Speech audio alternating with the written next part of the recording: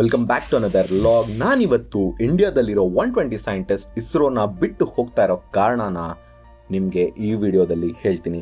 ಅದಕ್ಕಿಂತ ಮುಂಚೆ ಈ ಸಣ್ಣ ಒಂದು ಕ್ಲಿಪ್ ನೀವು ನೋಡ್ಕೊಂಬನ್ನಿ. Rules governing the resignation and voluntary retirement of ISRO's top scientists after reports indicated that about 100-odd scientists and engineers have resigned in recent months. In response, ಈ clip ನೋಡಿದ್ರಲ್ಲ, 120ಗಿಂತನೂ ಹೆಚ್ಚು scientist ಇಸ್ರೋನ resign ಮಾಡ್ತಾ ಇದ್ದಾರೆ. ಇದಕ್ಕೆ ಕಾರಣ ಏನಾಗಿರ್ಬೋದು? Prestigious ಗೌರ್ಮೆಂಟ್ನ ಜಾಬ್ನ ಬಿಟ್ಟು typical Indians ಬೇರೆ ಕಡೆಗೆ ಹೇಗೆ ಮೂವ್ ಆಗಕ್ಕೆ ಸಾಧ್ಯ? ಬಿಕಾಸ್ ಇಂಡಿಯಾದಲ್ಲಿ ಗೌರ್ಮೆಂಟ್ ಕೆಲಸಕ್ಕೆ ಇರೋವಂತಹ ಬೆಲೆ ಇಂಡಿಯನ್ಸ್ಗೆ ಗೊತ್ತಿರುತ್ತೆ ಅಲ್ವಾ?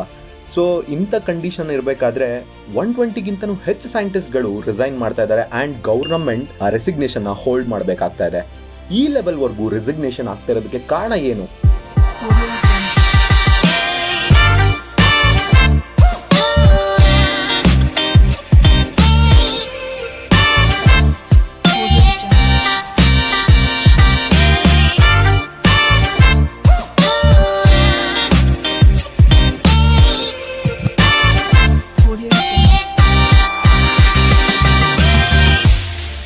ಇಂಡಿಯಾ ರೀಸೆಂಟಾಗಿ ಅದರದ್ದು first ever made in India ರಾಕೆಟ್ನ ಹಾರಿಸ್ತು.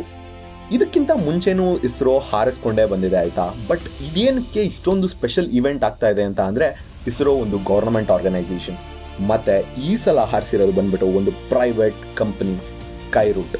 ಸೊ ಇವಾಗ ಈ ಥರ ತುಂಬ ಸ್ಪೇಸ್ ಕಂಪ್ನೀಸ್ ಇಂಡಿಯಾದಲ್ಲಿ ಸ್ಟಾರ್ಟ್ ಆಗ್ತಾ ಇದೆ ಆ್ಯಂಡ್ ಒಳ್ಳೆ ಡಿಮ್ಯಾಂಡ್ ಕೂಡ ಬೆಳೀತದೆ. ಬಿಕಾಸ್ ಇಲ್ಲಿರೋ ಪಾಪ್ಯುಲೇಷನ್ನೇ ಇದಕ್ಕಿರೋ ಬಂಡವಾಳ ಆಯಿತಾ. ಸೊ ಈ ಥರ ಇರಬೇಕಾದ್ರೆ ಸ್ಪೇಸ್ ಏಜೆನ್ಸಿ ಈ ಲೆವೆಲ್ಗೆ ರ್ಯಾಪಿಡಾಗಿ ಡೆವಲಪ್ ಆಗ್ತಾ ಇದೆಯಲ್ಲ, ಇದಕ್ಕೋಸ್ಕರ ಇಂಡಿಯಾದಲ್ಲಿರುವಂತಹ ಗೌರ್ಮೆಂಟ್ ಸೈಂಟಿಸ್ಟ್ ಅಲ್ಲಿ ರಿಸೈನ್ ಮಾಡಿ ಪ್ರೈವೇಟ್ ಸೆಕ್ಟರ್ಗೆ ಮೂವ್ ಆಗ್ತಾ ಇದ್ದಾರೆ. ಅವ್ರು ಯಾವುದೋ ಫಾರಿನ್ ಕಂಟ್ರೀಸ್ ಸ್ಪೇಸ್ ಎಕ್ಸ್ ಅಥವಾ ಬೇರೆ ಯಾವುದೋ ಕಂಟ್ರೀಸಲ್ಲಿ ಇರುವಂತಹ ಸ್ಪೇಸ್ ಏಜೆನ್ಸಿಗೆ ಸೇರ್ಕೊಂತ ಇಲ್ಲ, ಅವರೆಲ್ಲರೂ ಸೇರ್ಕೊಳ್ಳೋದಕ್ಕೆ ಟ್ರೈ ಮಾಡ್ತಾ ಇರೋದು ಇಂಡಿಯನ್ ಸ್ಪೇಸ್ ಕಂಪ್ನೀಸ್ಗೆ. ಏನಂತ ಅಂದರೆ, ಈ 120 ಸೈಂಟಿಸ್ಟ್ ಏನಿದಾರಲ್ಲ, ಅವರೆಲ್ಲ ಇಸ್ರೋದು ರಿಸೋರ್ಸ್ನ ಯೂಸ್ ಮಾಡಿಕೊಂಡು ಚೆನ್ನಾಗಿ ನಾಲೆಡ್ಜ್ನ ಗೇನ್ ಮಾಡಿದ್ದಾರೆ. ಆ್ಯಂಡ್ ಅವರೆಲ್ಲ ಎಂಥ ಕೀ ಪಾರ್ಟ್ನರ್ಸ್ ಅಂದರೆ, ಚಂದ್ರಯಾನ್, ಮಂಗಳಯಾನ್ ಅಂತಹ ಸಕ್ಸಸ್ಫುಲ್ ಮಿಷನ್ಸ್ನ ಡೆಲಿವರಿ ಮಾಡಿದಂತಹ ಮತ್ತು ಮಾಡಬಹುದಾದ ಕೇಪಬಿಲಿಟಿ ಇರೋವಂಥ ಸೈಂಟಿಸ್ಟ್ಗಳು. ಇಲ್ಲಿರೋರೆಲ್ಲ ಪ್ರೈವೇಟ್ ಸ್ಪೇಸ್ ಸೆಕ್ಟರ್ ಕಂಪ್ನಿಗೆ ಏನಕ್ಕೆ ಸೇರ್ಕೊತಾರೆ? ಬಿಕಾಸ್ ಗೌರ್ಮೆಂಟ್ ಯಾವತ್ತೂ ಕೊಡೋಕ್ಕಾಗದೇ ಇರೋಂತಹ ಸ್ಯಾಲ್ರೀಸ್, ಎಕ್ವಿಟಿ, ESOP ಇನ್ನೂ ತುಂಬ ಪ್ರೈವೇಟ್ ಕಂಪ್ನೀಸ್ ಈ ಸೈಂಟಿಸ್ಟ್ಗಳಿಗೆ ಕೊಡ್ತಾರೆ. ಆ್ಯಂಡ್ ಅವರಲ್ಲಿ ಮಾಡೋ ರಿಸರ್ಚ್ ಆ್ಯಂಡ್ ಡೆವಲಪ್ಮೆಂಟ್ಗೆ ಫಂಡ್ ಕೂಡ ಮಾಡಿರ್ತಾರೆ ಆ ಕಂಪ್ನೀಸ್. ಅವ್ರು ಮಾಡ್ತಾ ಇರೋ ರಿಸರ್ಚ್ ಮತ್ತು ಫಂಡ್ಸಿಂದನೇ ಇಂಡಿಯಾದ next generational space sector create ಆಗುತ್ತೆ.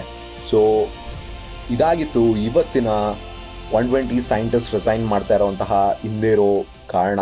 ಮತ್ತು hardly congratulations to all Indians, because ಇದು ಪ್ರೈವೇಟ್ ಅವ್ರು ಬಿಲ್ಡ್ ಮಾಡಿರೋ first ever successfully launched rocket.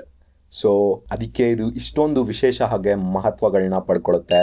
ಇದೇ ಥರ ಇಂಟ್ರೆಸ್ಟಿಂಗ್ ನ್ಯೂಸ್ಗಾಗಿ ಫಾಲೋ ಮಾಡಿ, ಲೈಕ್ ಮಾಡಿ, ಸಬ್ಸ್ಕ್ರೈಬ್ ಮಾಡೋದನ್ನ ಮರಿಬೇಡಿ. See you until the next video. Bye.